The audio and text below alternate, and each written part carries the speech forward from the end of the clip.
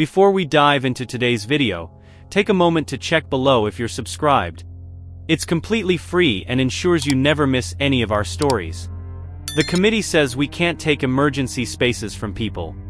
They claim we can't beat them. Too strong, too fast, too violent, General Ashen growled, his voice heavy with sarcasm. He slammed his fist onto the table, leaving a small dent in the metal. But you're the experts. You'll help me prove them wrong.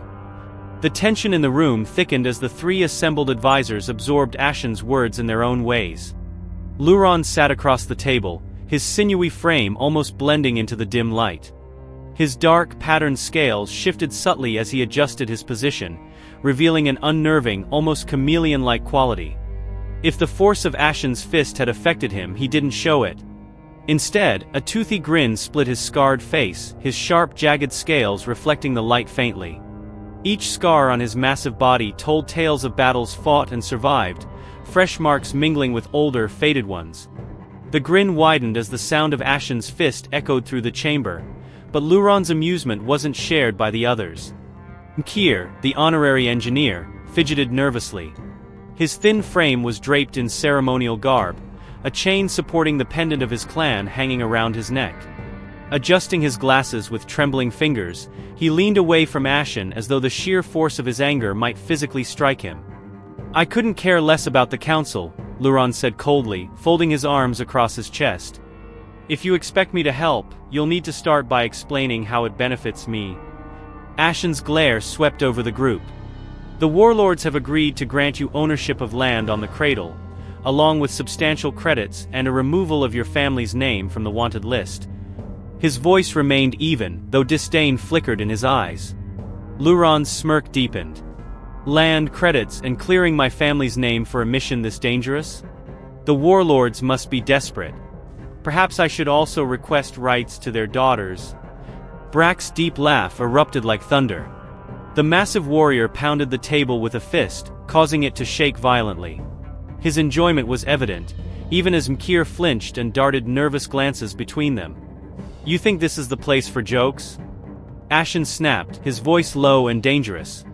"Do you believe the warlords will tolerate such insolence?" Brack's laughter subsided, but the grin never left his face. "This mission isn't harder than any I've faced before. Humans are no different than any other species we've crushed. Weak, fragile insects." Ashen leaned forward, his eyes narrowing. "Underestimate them, and it will be your downfall. Humanity may be young, but their resourcefulness has bested far greater threats." He glanced at Mkir, whose hands trembled as he tried to steady himself. "You're here to lead a team of scientists. Their survival depends on your knowledge. Fail and we all lose." Turning to Brack, Ashen added, "You'll command a squad to secure the human facility and protect Mkir's team. And you," he said, locking eyes with Luron, "will lead an assault team to eliminate the human defenders." Brack's grin widened. "Fine. Just don't expect me to leave all the fun to your mercenaries." Ashen placed a data pad on the table. The screen displayed a staggering sum of Imperial credits, causing all three advisors to lean forward. "The warlords offer this reward for your cooperation," Ashen stated firmly. "You are the best at what you do. Prove it, and the council will have no choice but to acknowledge humanity's defeat."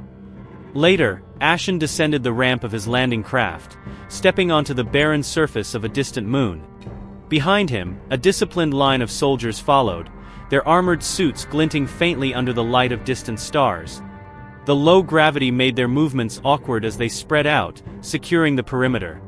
A crackling sound came through Ashen's communications.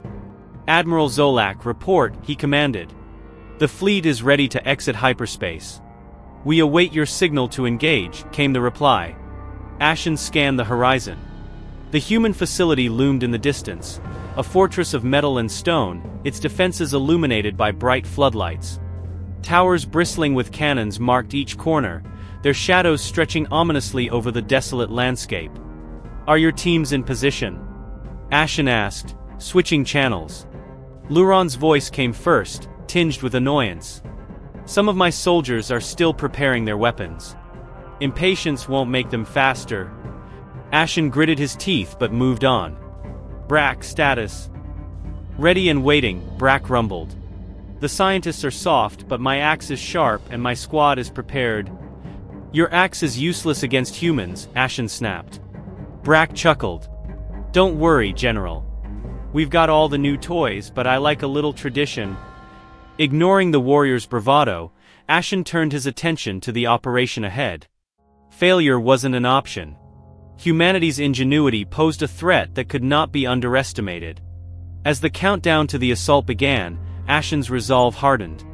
Victory wasn't just a goal, it was the only path forward. How can he be such an idiot? He whispered to himself, an axe won't stop a human gun. The council may dismiss their projectile weapons as primitive, but I know better. Unmuting his Calcian's voice thundered across all channels. Listen up. This is a serious operation. The humans are not wimps, they are seasoned warriors. Their history is filled with wars and assassinations, much like our own. If any of you take this lightly, it may be your last mission. Understood. Heavy silence, followed only by his own loud breaths. Finally Brack responded. His voice subdued. Understood, General. I've taken a customized blaster from one of my subordinates. A brief pause, but I'll still keep my axe on my back just in case. Ashen sighed deeply. Fine. He conceded, then switched back to Luron status. Update. The most incompetent of my warriors has finally assembled his weapon. Luron replied. Dry, just need a few more moments to ensure everyone is trigger ready. Ashen chose not to reply. Turning instead to survey his own team, rows of armored Hanori stood at attention behind him, heavy guns held with ease at his gaze. They straightened their postures even further, eyes fixed ahead. He noted minor imperfections, a loose strap here, a misaligned visor there, but nothing significant enough to address at this critical moment. Satisfied, he contacted Luron again. Are you ready? Now all units are in position. Luron confirmed. We have the humans in our scopes, awaiting your command. Ashen swiftly changed channels to reach Admiral Zorak. Admiral ground. Preparations are complete. Is the fleet ready to proceed? Affirmatively, the Admiral replied. Our formation is set. We've locked onto the human ships with our radar and remain undetected, awaiting your signal. Ashen's eyes sharpened with resolve, setting his comms to broadcast across all channels. He declared all units. This is General Lean. Commence Operation Takeover for the glory of the Honic Empire. Advance. The soldiers behind General Ashen moved in unison, their disciplined steps creating only the faintest tremors on the rocky surface of the moon. The low gravity exaggerated their movements, making their advance appear almost mechanical as they headed toward the edge of the boulders, shielding them from sight. But before the first Honic could leave the cover of the rock, the night lit up with streaks of light. A flurry of laser beams fired simultaneously from unseen vantage points streaked across the darkened terrain. Each beam found its mark with precision, piercing through the heads of the human watchers stationed in the towers. Their hair instantly lit on fire, the glow from the impacts briefly illuminated the fortifications, casting fleeting shadows of the slain against the walls. One by one, the silhouettes collapsed. The elevated posts, now lifeless, and the ground beneath the towers were littered with the bodies of the human sentinels as they fell without a sound. The silence was eerie, broken only when the marching of the soldiers resumed in mere seconds. The human defenses had been eradicated, leaving the fortification defenseless under the cold gaze of the distant star. Ashen squandered through the smoky haze, scanning the battlefield for any signs of human survivors.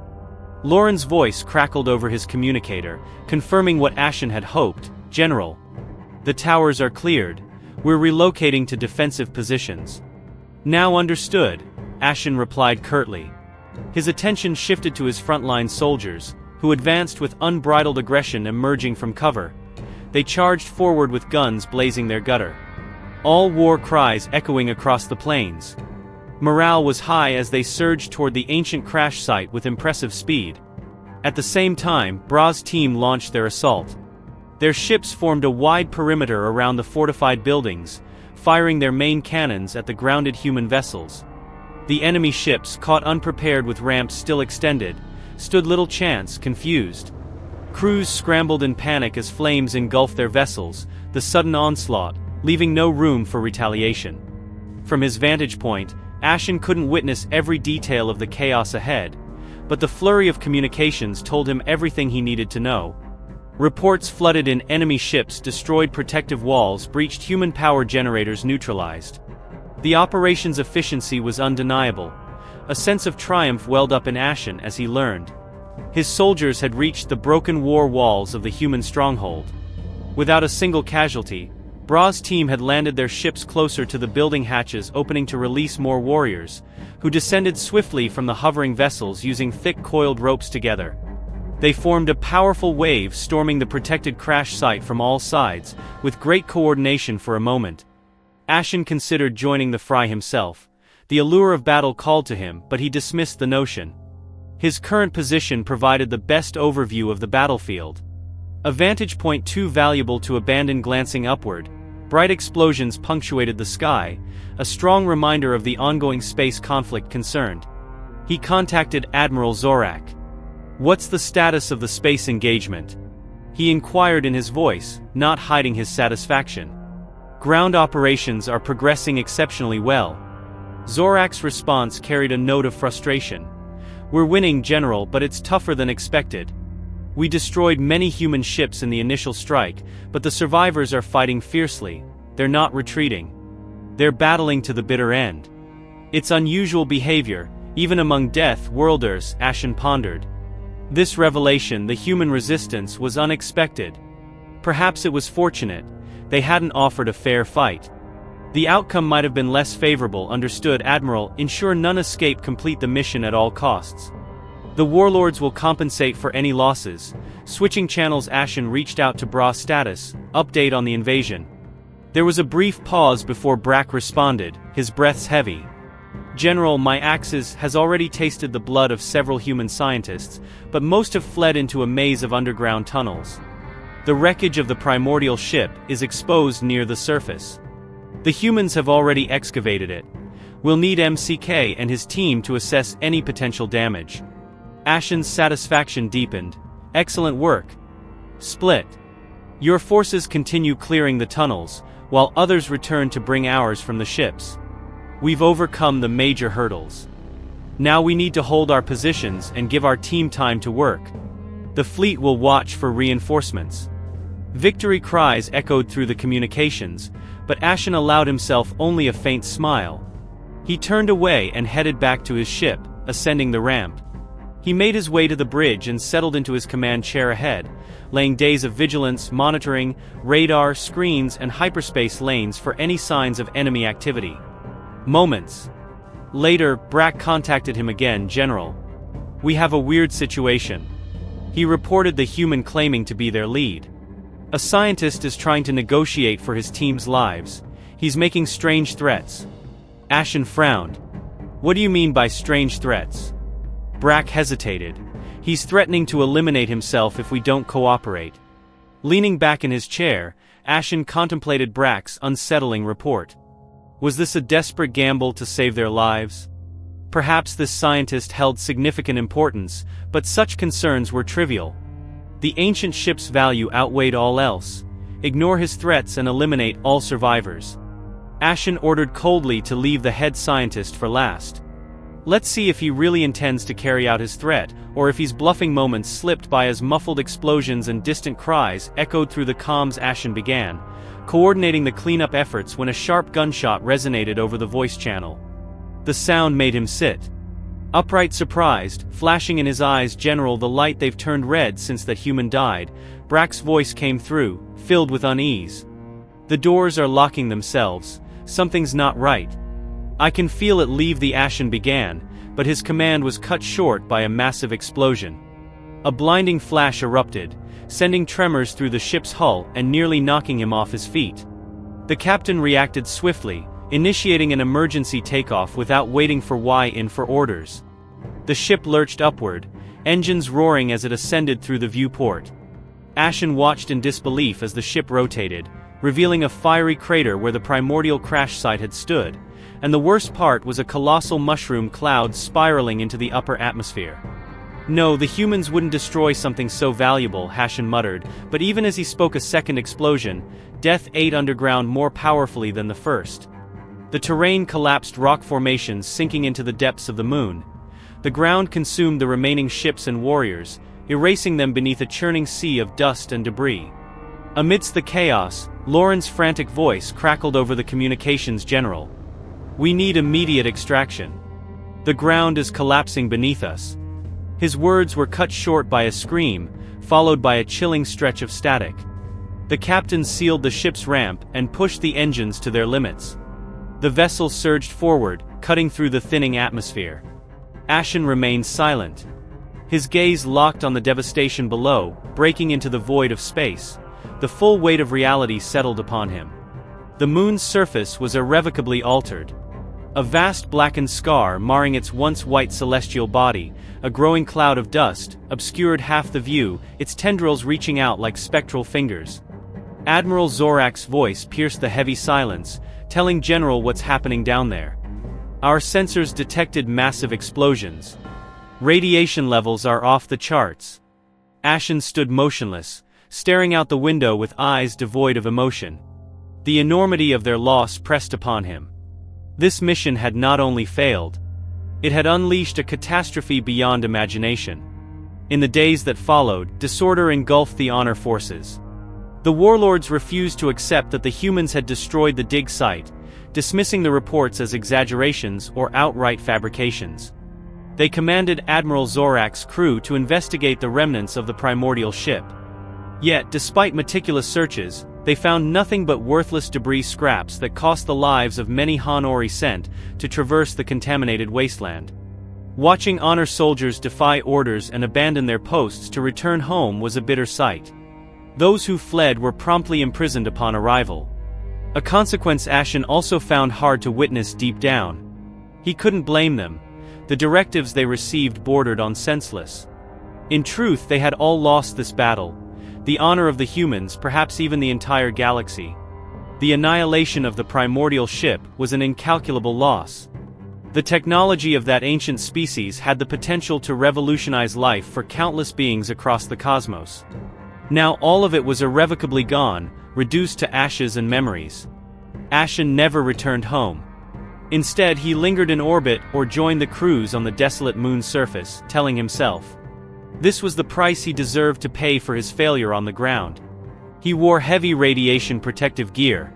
Alongside his team, the landscape was a barren wasteland scarred by the catastrophic explosions. Ashen skies loomed overhead, and the air was thick with toxic dust. They operated remotely, controlled machinery trading, and used their own health to comply with the warlords' relentless orders, no matter how many reports of failure they sent. The higher-ups refused to accept the loss. During one of the bleak searches, a soldier came, rushing through the gray haze, shouting.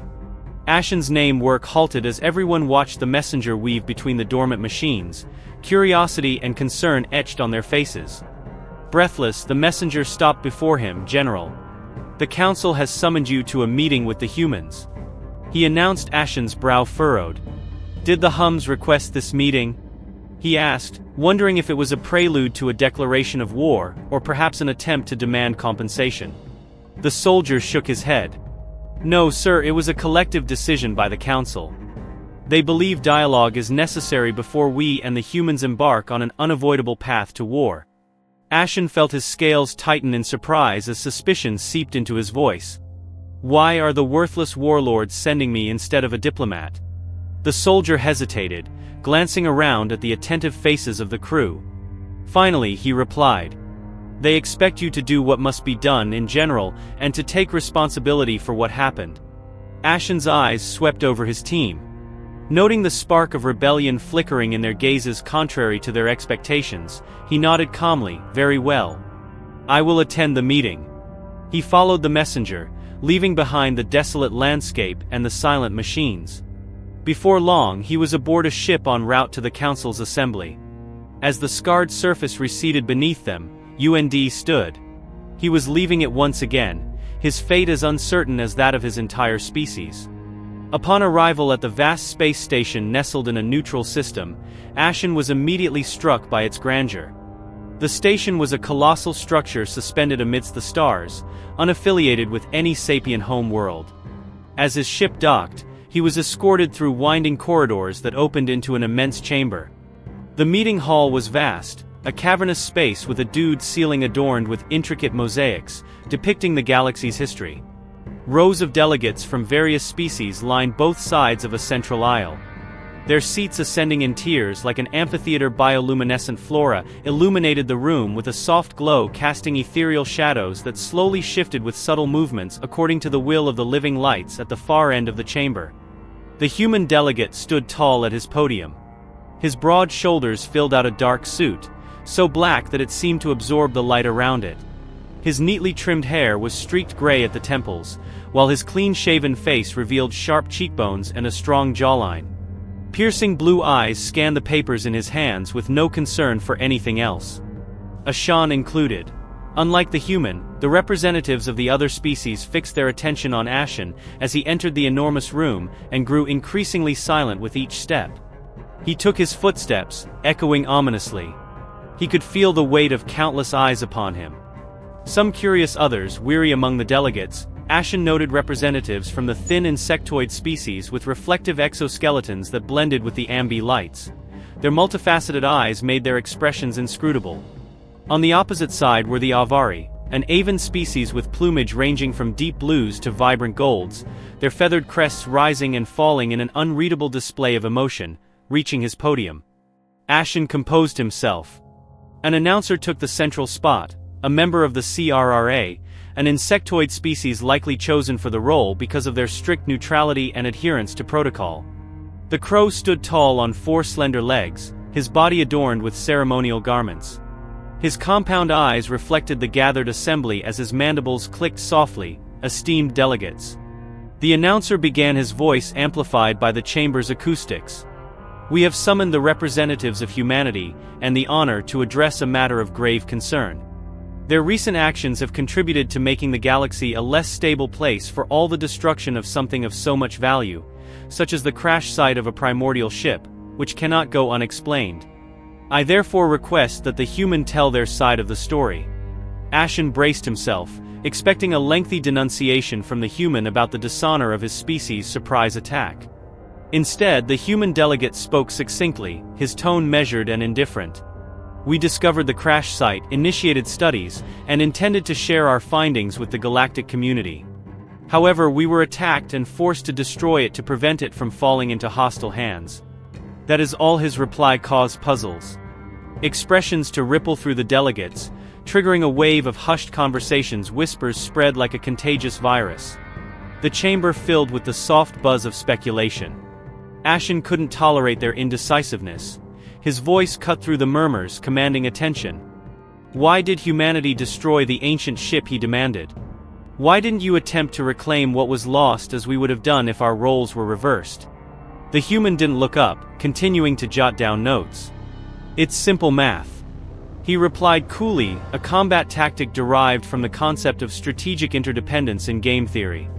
He finally lifted his gaze to meet Ashan, his eyes piercing. But if you prefer a simpler explanation, it's a way of letting our enemies know that even if we lose, it doesn't mean they win. It's meant to deter brave idiots like those lizards over there. He added, casually pointing his pen at Ashan from picking a fight with us again, and an uncomfortable silence settled over the assembly. The bluntness of the human's words left many delegates, stunned by the thinly exchanged glances, their antennas quivering. The Avari shifted uneasily, feathers ruffling in subdued agitation.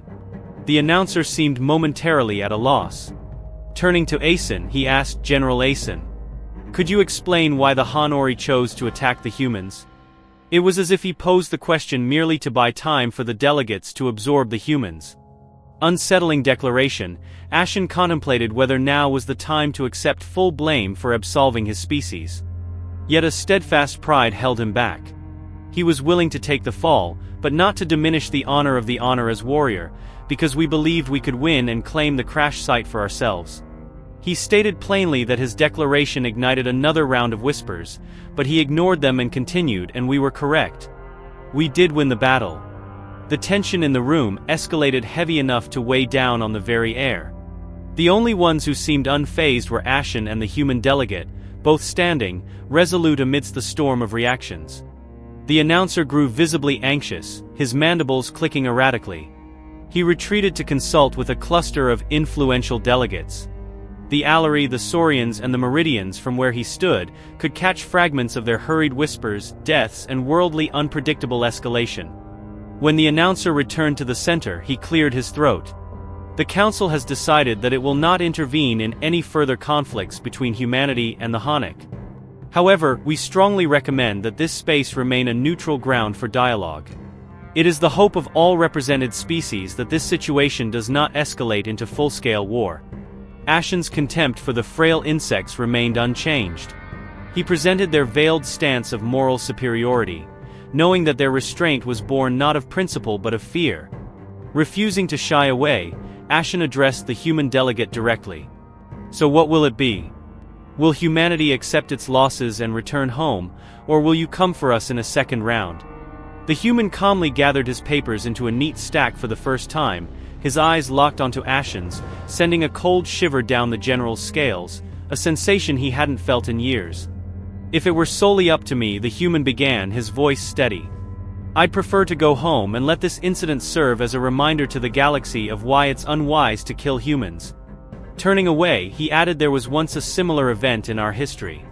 A surprise attack on a place called Pearl Harbor.